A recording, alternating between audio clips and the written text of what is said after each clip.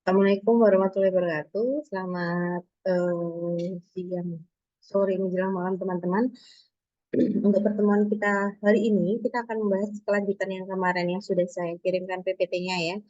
Saya mengucapkan terima kasih bagi teman-teman yang sudah mengirimkan tugas pada saya yang ada di folder. Sudah saya cek beberapa sebagian teman-teman. Untuk materi hari ini, kita akan melanjutkan materi yang kemarin mengenai PPN dan PPNBM ya. Saya izin share screen.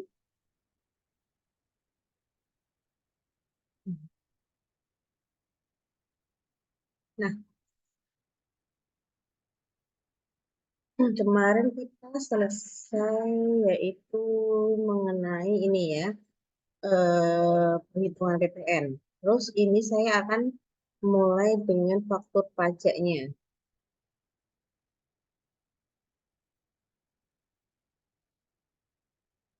Sudah kelihatan ya di layarnya teman-teman.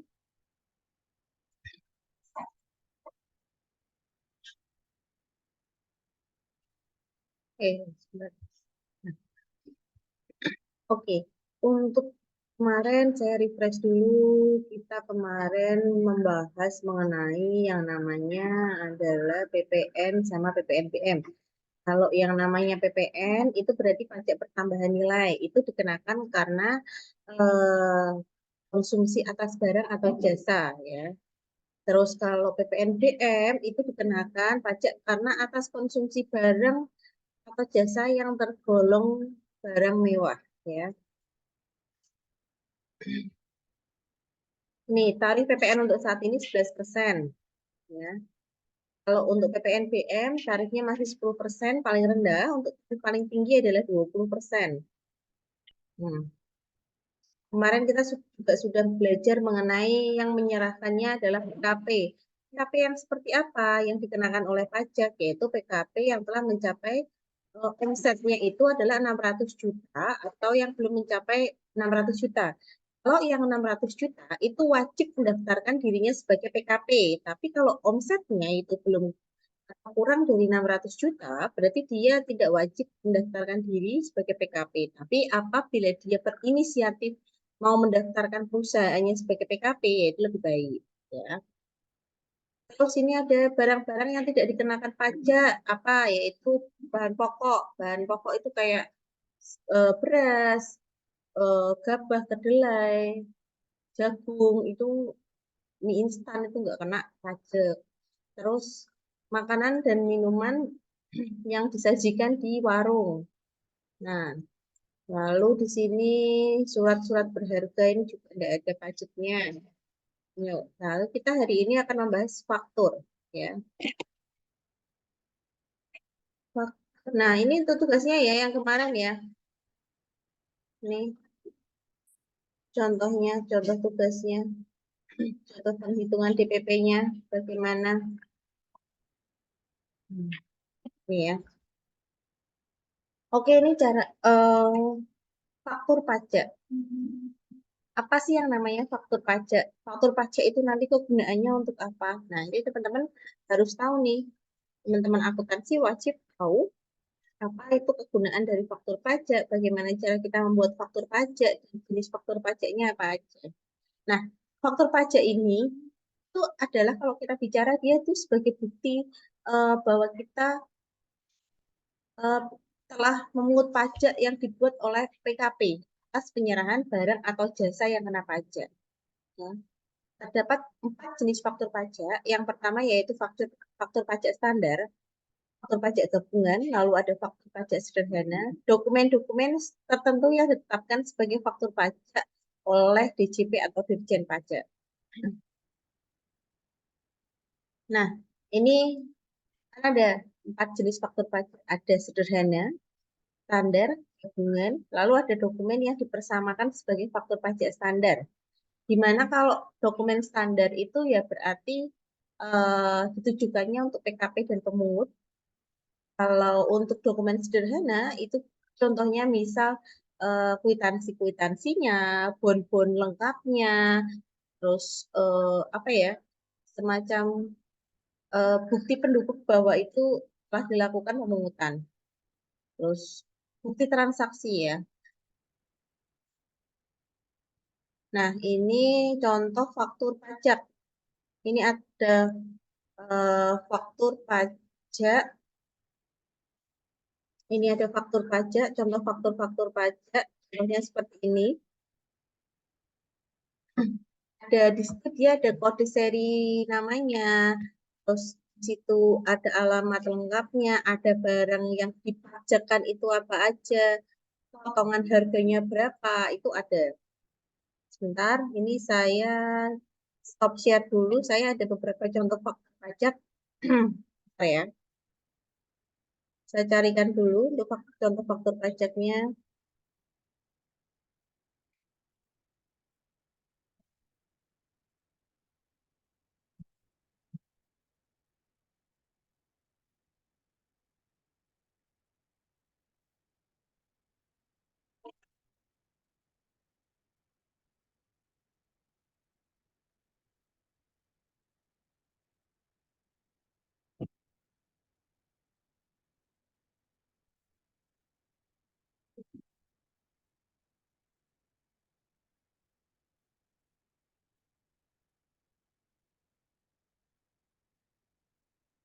Saya share screen lagi.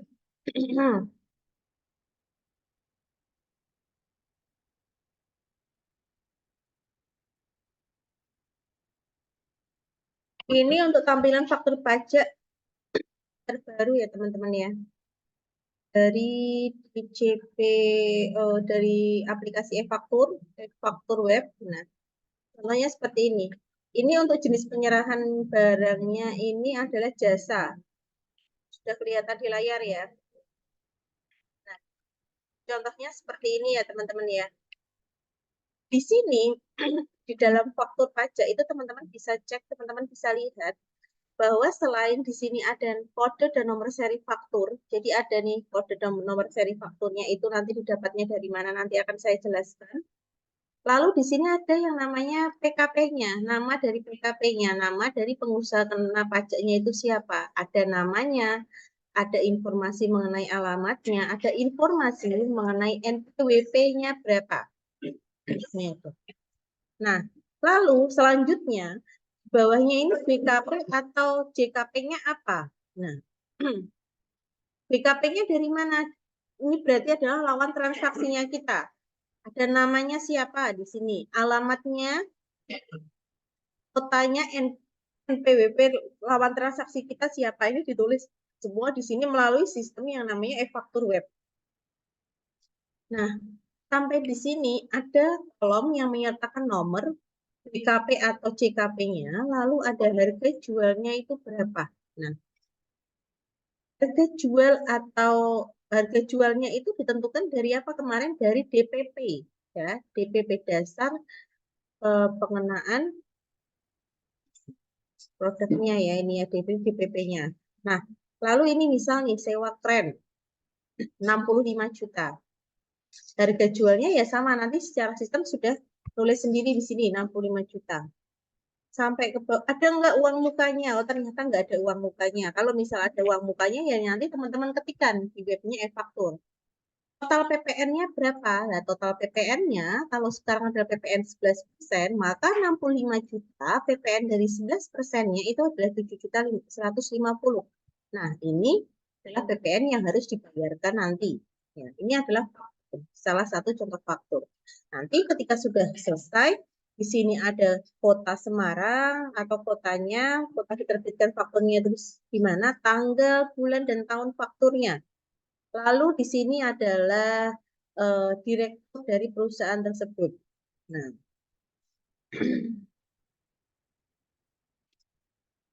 sini biasanya ada yang namanya keterangan. Di sini kalau teman-teman sudah barcode-nya sudah keluar, berarti nanti misal di barcode saja itu sudah keluar nih fakturnya seperti ini. Ya, cetakan fakturnya. Di sini biasanya ada keterangan. Misal ini contoh keterangannya adalah pembangunan fondasi pabrik PT Matahari Indonesia. Ya, salah satunya seperti itu ya teman-teman ya. Jadi di sini ada namanya apa, faktur pajak, kode dan seri fakturnya harus ada. Terus setelah itu ada nama dari PKP-nya, nama dari lawan transaksi kita di sini. Terus setelah itu di sini ada barang yang kita beli itu apa? Dalam kolom barang yang kita beli itu pasti ada rinciannya, harga jualnya berapa, uang mukanya berapa. Nah, terus di sini ada dasar pengenaan pajaknya. Oh, dasar pengenaan pajaknya berarti 65 juta karena di sini nggak ada uang muka dan lain-lainnya. Total PPN-nya, PPN 11% dari 65 juta adalah 7.150.000. Oke. Sampai sini paham ya mengenai isi dari faktur? Saya lanjutkan. Nah, ini sama nih ya teman-teman ya. Kalau dulu modelnya seperti ini fakturnya, tapi kalau sekarang modelnya sudah seperti ini ya. Sudah ada barcode-nya ya. Ya, usah lanjutkan. Ini pengadaan faktur pajak. Buat minimal rangkap dua. Satu untuk pembeli DKP atau JKP sebagai bukti masukan dan lembar dua untuk arsip PKP sebagai bukti pajak keluaran. Nah, bila dibuat lembar ketiga harus disebutkan peruntukannya. Kalau sekarang kan tinggal scan aja ya, pakai scan aja ya, tidak usah pakai lembar 1 2. Tadi kan sudah ada ya di barcode ini. Ini tinggal teman-teman barcode aja, nanti untuk faktur pajaknya sudah keluar sendiri. Nah, PKP yang menggunakan faktur penjualan sebagai faktur standar dia harus memberitahukan kepada KPP-nya dengan mendapatkan kode faktur pajak serta melapor nomor seri faktur pajak yang digunakan. Nah, ini terkait dengan kode faktur pajak serta nomor seri faktur pajak. Nih, nomor seri faktur pajak itu ini ya, teman-teman ya. Nih, 0100052487033142. Ini didapatnya dari mana? Ini didapatnya. Nanti akan saya jelaskan. Nomor seri ini nanti didapatnya dari mana? Kita nggak bisa nih sembarangan eh, apa input nomor seri ya. Jadi nomor seri itu sudah ada bakunya, sudah ada urutannya ya. Kita lanjutkan dulu. Dalam bentuk ukuran form faktur pajak standar itu akan disesuaikan dengan kepentingan PKP dan dalam hal diperlukan dapat diberikan tambahan lainnya. Nah, nih,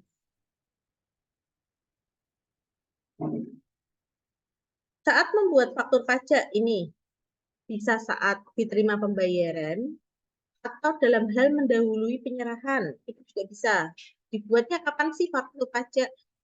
Idealnya faktur pajak itu dibuat ketika ada penyerahan barang, ya faktur pajak. Nah, laporannya kapan? Faktur pajak. Nah, faktur pajak untuk PPN laporannya adalah 30 hari setelah bulan berikutnya. Misal ya, ini kita buat faktur pajak atas penjualan penjualan barang BC, misal di tanggal 3 April. Kita sebagai PKP itu wajib melaporkan faktur pajak yang kita buat itu maksimal adalah akhir bulan di bulan Mei, ya teman-teman ya. Jadi kalau kita membuatnya bulan April, maksimal kita boleh melakukan pelaporan dan pembayarannya itu adalah bulan Mei. Berarti di bulan berikutnya, ya. Nih, akhir bulan berikutnya setelah bulan penyerahan. Nah, berarti kan 30 hari ya setelah bulan berikutnya. Nih, pada saat penerimaan pembayaran termin dalam hal penyerahan tahapan pekerjaan atau pada saat PKP rekanan menyampaikan tagihan kepada PKP pemungut PPN. Nah, ini ya. Kuncinya itu ada 4. Pembayaran, saat penyerahan, saat pembayaran termin, atau saat menagih kepada wajib pungut. Nah, saat kita misal nih, kita mau nagih nih ke jasa tadi ya, seperti misalnya tadi ya, jasa apa namanya PKP kita adalah perusahaannya perusahaan perusahaan jasa. Jasanya walaupun jasanya belum selesai, tapi kita mau nagih, kita harus melampirkan yang namanya faktur pajak. Mau tidak mau, kita harus melampirkan yang namanya faktur pajak di saat kita menagih kepada rekanan kita, ya teman-teman ya. Oke.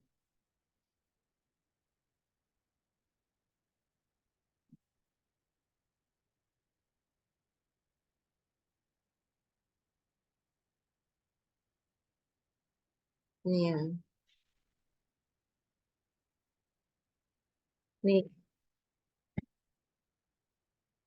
tata cara pengisian. Nah, kalau dulu itu kan nomor pajak itu kan dibuatnya secara manual ya teman-teman ya. Kalau sekarang enggak, kita buatnya itu pakai yang namanya aplikasi e-faktur desktop. Jadi setiap yang namanya keuangan atau bagian akuntansi perpajakan setiap perusahaan, dia harus benar-benar paham mengenai tata cara pengisian terkait dengan e-faktur ya, terkait dengan faktur. Kita sudah menggunakan e-faktur desktop. Nih, kalau dulu kan gini ya, kode transaksinya. Misal kode 100 atau kode 300. 100 itu adalah pembayaran standar, 300 itu adalah kode untuk pembayaran denda dan lain-lain. Terus kode cabangnya itu kode cabang KPP-nya berapa? Misal 244 atau 112. Nah, itu tergantung kode cabang KPP-nya berapa. Tahun penerbitannya 2024 berarti 24. Nih ya, yang diambil yang belakangnya saja. Nomor urutnya lah, nomor urut inilah nomor urut serinya, fakturnya yang akan kita dapatkan melalui aplikasi yang namanya e-faktur web. Ya, ada aplikasi yang namanya e-faktur web. Lanjut ya.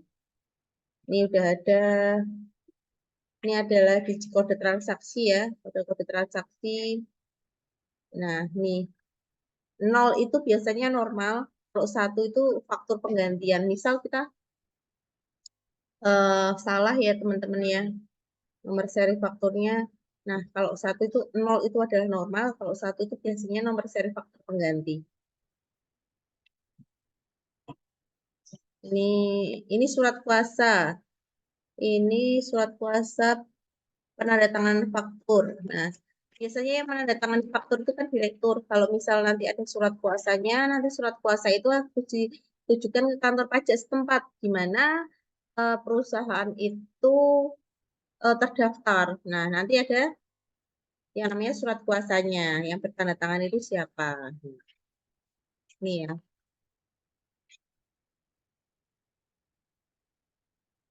ini namanya ada contoh transaksi pembelian tunai.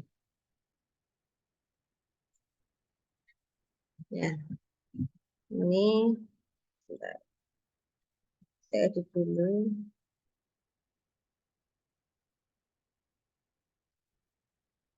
Rabat itu diskon ya, potongan pembelian tunai.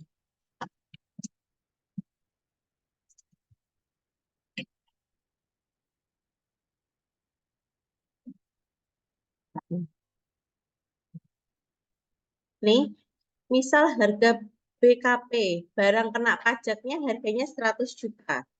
Ya. Lalu di sini ada diskon atau potongan pembeliannya 110 juta. Berarti eh, yang dibayarkan adalah 90 juta. Di sini ada potongan tunainya 2.700.000. Ya, 87.300. Berarti total DPP-nya adalah 87.300. Nah, di sini PPN-nya itu 11%. Kita hitung sama-sama. 87.300 potong PPN-nya 11%. Ya. Kita hitung sama-sama 87.300 dikali dengan PPN-nya adalah 11%. Berarti di sini PPN-nya adalah 9.603.000. Saya edit ya. 9.603. Nah, jadi jumlah pembayaran tunainya itu adalah DPP ditambahkan harga setelah PPN. Ditambah dengan 87.300. Total yang harus dia bayarkan berarti adalah 96.903 rupiah. Nih ya, 903. Nih. Nah, lalu jurnalnya bagaimana nih? Sebentar. 87 ini PPN-nya nih, saya edit dulu yang di sini.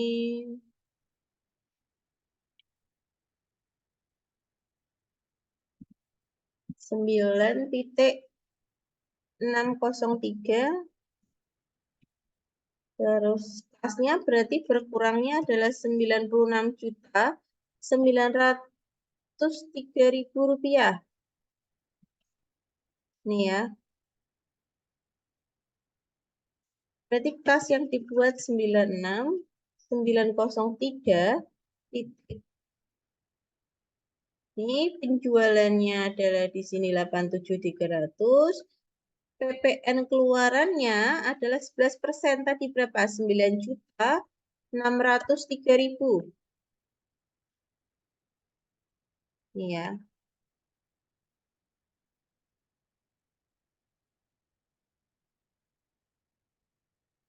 Ini saya perbesar.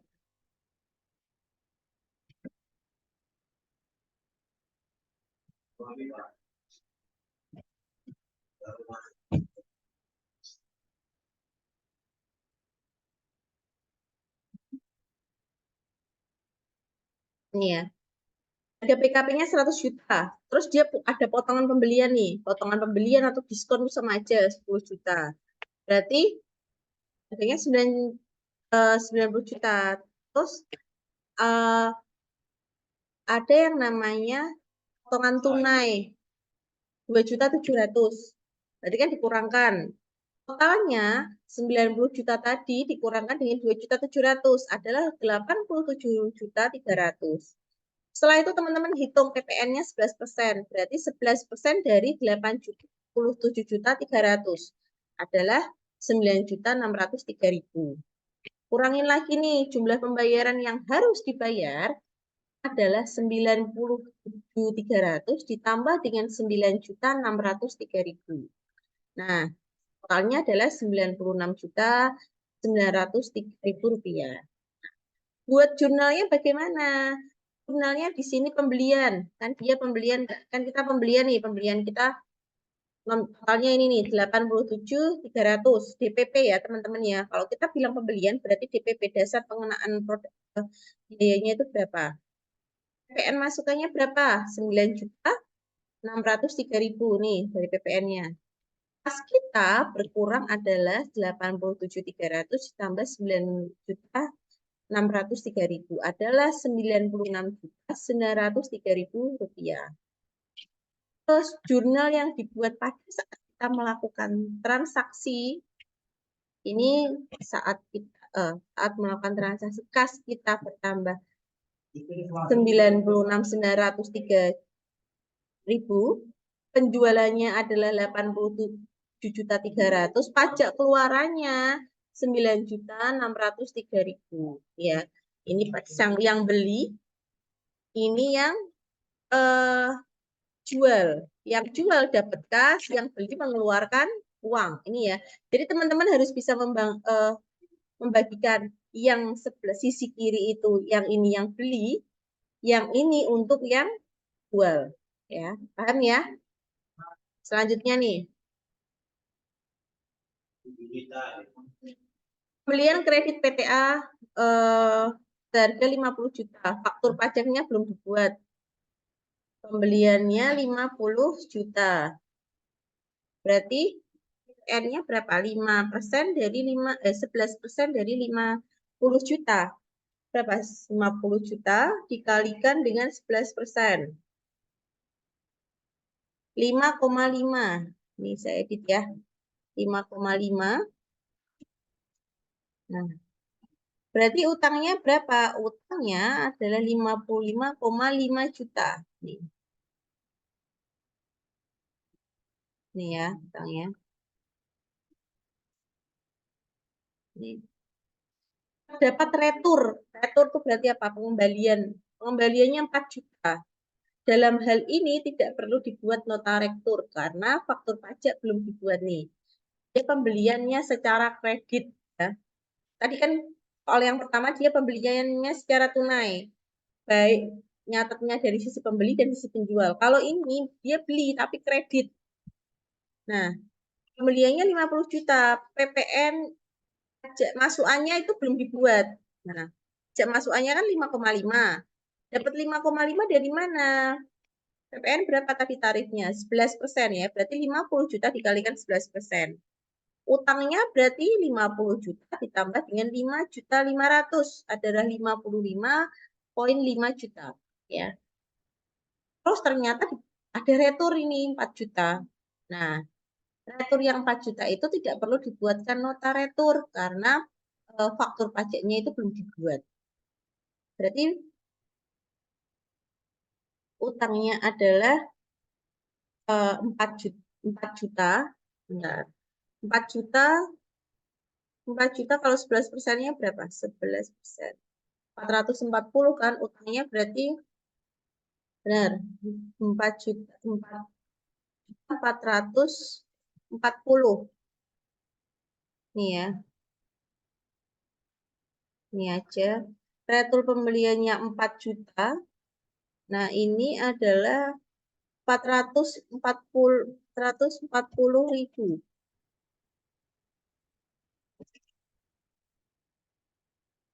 Nih,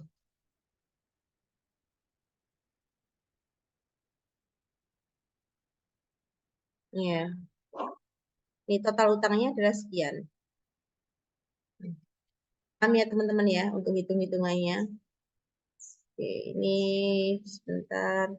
Ini langsung saya screenshot, saya masukkan ke grup aja ya. Ini langsung saya masukkan grup akuntansi manajemen. Masa perpajakan. Ini ya. Ini untuk revisiannya saya masukkan ke grup.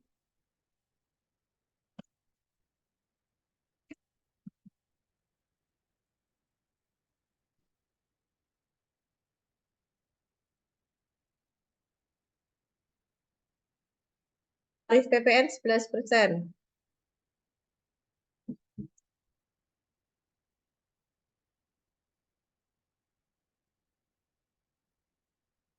Ini sama juga ya, tarif PPN-nya adalah 11%. Ini ya sama. Terus poin yang ketiga. Nih. Pembayaran PT Armada dengan potongan 5% dan faktur pajak diterima. Nih. Kan 50 juta tadi harganya ya. Retur pembeliannya adalah 4 juta. Nih. Berarti kita kurangkan nih 50 juta dikurangi 4 juta.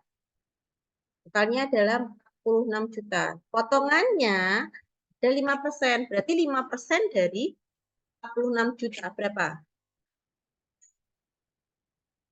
46 juta dikali dengan 5%-nya. Juta 300 sama ya. Nah, ini DPP dikurangi PPN ketemunya adalah 43.700.000. Dapatnya dari mana? Dapatnya dari 46 juta yang tadi dikurangi dengan 2.300.000 adalah 43.700. Nah, PPN-nya sama. PPN-nya berapa? 11% untuk tarifnya.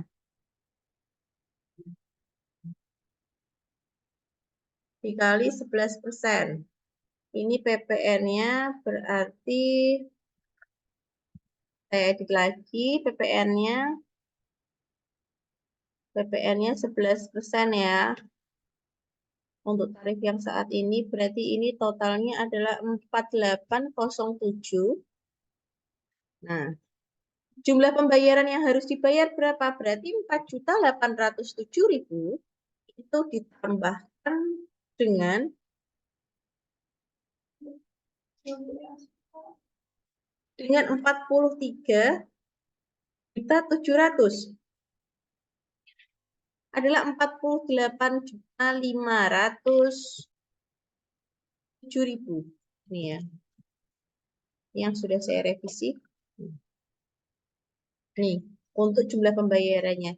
Jurnalnya bagaimana? Berarti jurnalnya hutang PP hutang. Hutangnya adalah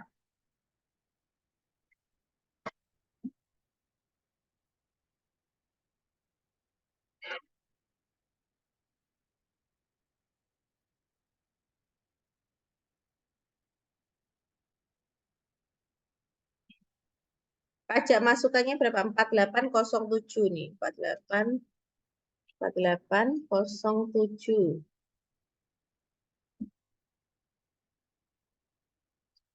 Potongan pembeliannya 2.700.000. Eh, pajak masukan belum dibayarkan ya. Tadi 4 juta, 4 juta 600. Hitung dulu. 48070 ditambah dengan 2.300 ditambah dengan 4.600 dikurangi 4807.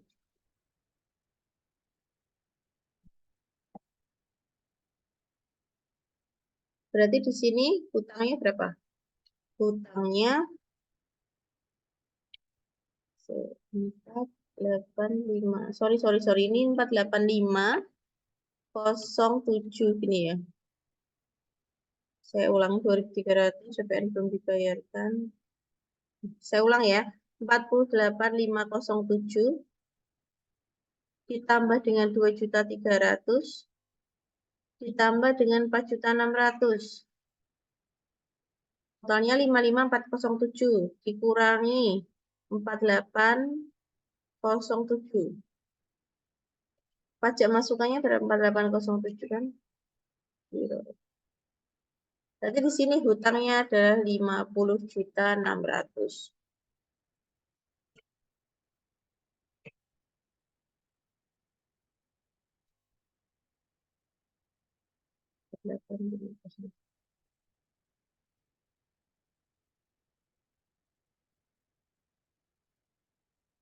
Ya, ini saya save dulu. Ini saya kirim lagi ke grup ya yang sudah saya revisi.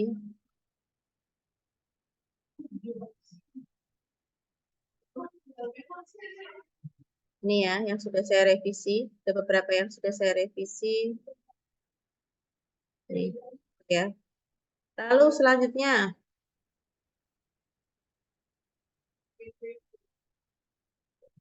contoh ya. Pada bulan September 2020, PT Abadi menyerahkan BKP 100 miliar. PPN yang dipungut sebesar ini akan saya revisi dulu. PPN yang dipungut sebesar 11%. Berapa berarti?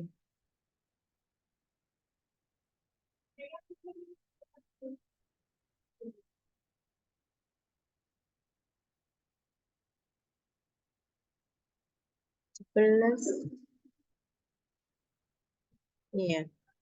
Pembelian BKP atau JKP dilakukan PT Abadi dengan nilainya 80 miliar. Nih, tebel 80.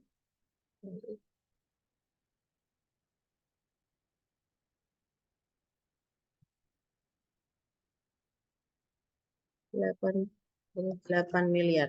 Sebelah 88 miliar.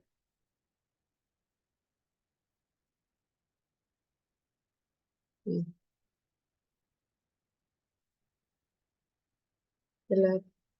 8,8 miliar.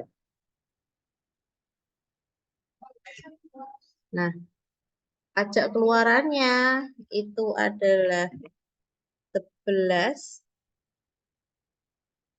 pajak masukannya 8,8, jadi kurang bayarnya berapa? 11 dikurangi 8,8, 2,2 miliar. Nih.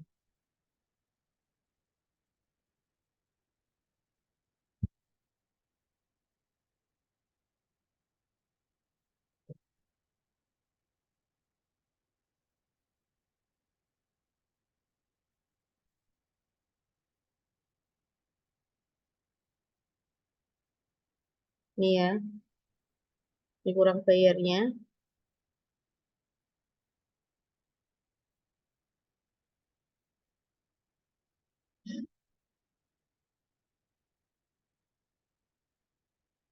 Ini ya kurang bayarnya. Nah, jumlah PPN kurang bayar adalah 2,2 miliar. Disetorkan ke kas negara melalui Bank Persepsi tanggal 15 Oktober. Ini saya ganti aja 2000-nya 2024. 2023 aja ya, yang sudah lalu. 2000-nya 2023. Dan perhitungan tersebut dituangkan dalam SPT masa PPN September 2023 yang harus saya sampaikan ke kantor di mana 2023. Nah, ini contoh soalnya, sebentar. Saya screenshot lagi, saya kirim melalui WhatsApp grup ya. Berapa revisian? Nanti ini saya akan kirimkan ulang aja untuk PPT-nya juga. Nah, pada bulan Oktober 2023, saya edit dulu 2023, ini dia menyerahkan penyetoran BKP sebesar 100 nih. Barang kena pajak ya. 120 miliar. PPN-nya sama, PPN-nya 11%. Berarti berapa? 120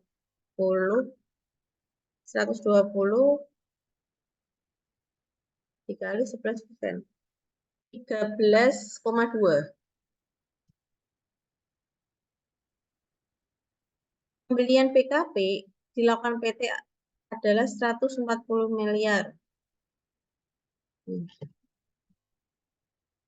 140 dikali 11. 15,4.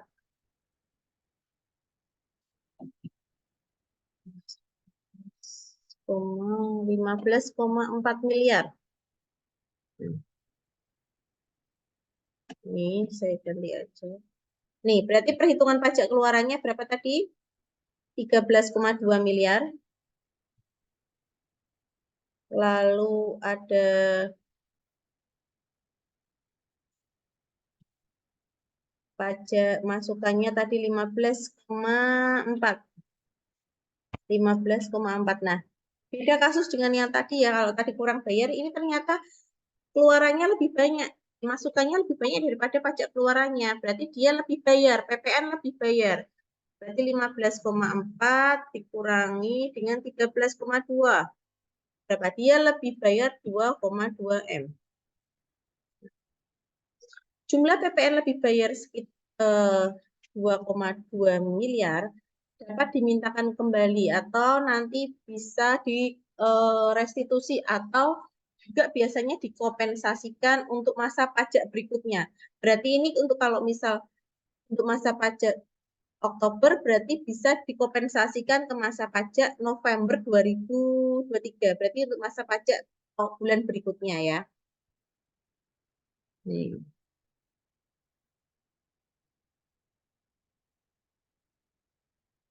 Ini ya teman-teman ya. Contohnya ini saya kirim juga. Ya. Oke. Jadi hitung-hitungannya ini ya teman-teman ya. Seperti biasa ya untuk tugasnya oh, hampir mirip ya dengan pembahasan saya pada siang hari ini. Ini untuk tugasnya nanti mungkin mulai dari 1 pembelian tunai, 2 pembelian secara kredit, 3 kalau contoh lebih bayar, kurang bayar itu nanti perlakuannya seperti apa. Untuk informasi tugas dan lain-lain nanti akan saya sampaikan melalui WhatsApp group. Baik teman-teman, kalau memang sudah tidak ada yang ditanyakan lagi, saya akhiri pertemuan pada hari ini. Nanti apabila ada yang mau tanyakan lagi bisa melewat siakat, live chat maupun WhatsApp group ya. Ini untuk semuanya yang sudah saya revisi untuk materi kita pada hari ini sudah saya kirimkan ke WhatsApp group ya. Silahkan nanti teman-teman yang kurang paham bisa tanya. Terima kasih. Saya akhiri. Wassalamualaikum warahmatullahi wabarakatuh.